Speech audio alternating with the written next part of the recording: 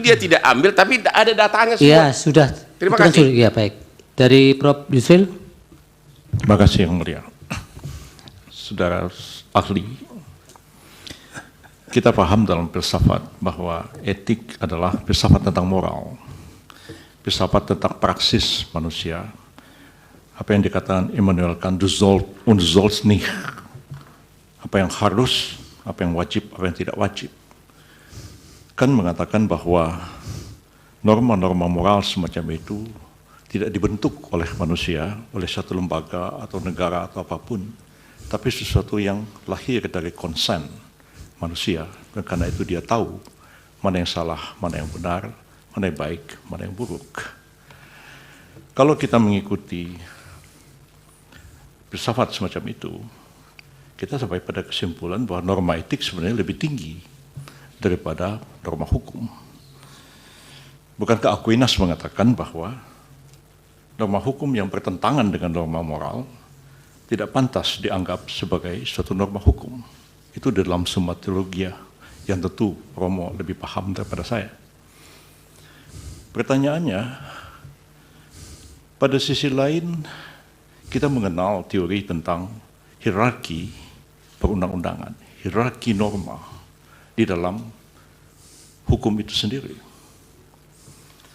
Kita mengenal ada norma yang lebih tinggi, yang bersifat lebih mendasar, ada norma menengah, ada norma rendah, ada norma yang bersifat pengaturan-pengaturan teknis.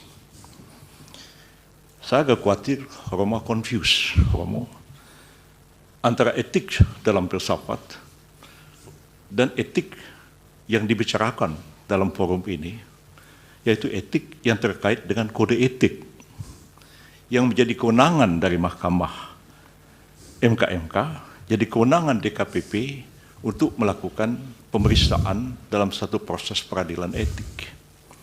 Etik seperti itu, saudara saksi, agak berbeda dengan etik yang kita pahami dalam filsafat, dan berbeda konteksnya dalam hierarki norma-norma. Kalau merujuk kepada Kant, merujuk kepada Aquinas, merujuk kepada Ibnu Hazm atau Imam Ghazali, Prof. Yusril terlalu lama. teks di atas. Pertanyaan apa? Ya, pertanyaan akan segera.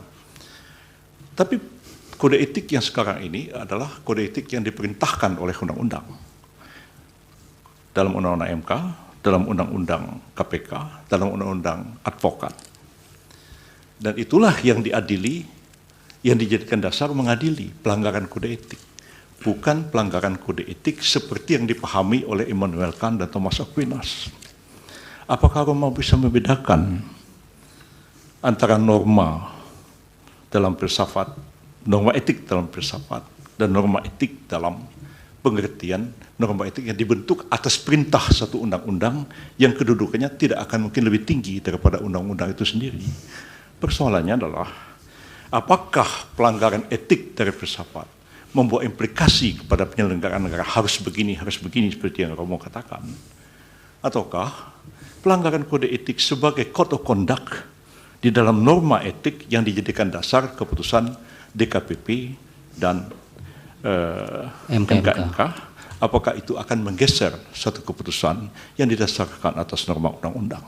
Mohon Romo jelaskan persoalan ini. Baik, dari Bawaslu ada pertanyaan? Dari Hakim Yang Mulia Prof. Arief, silakan. Baik, terima kasih Yang Mulia Ketua.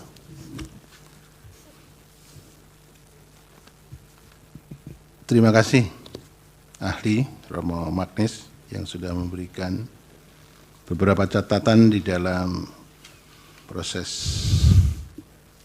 penyelesaian PHPU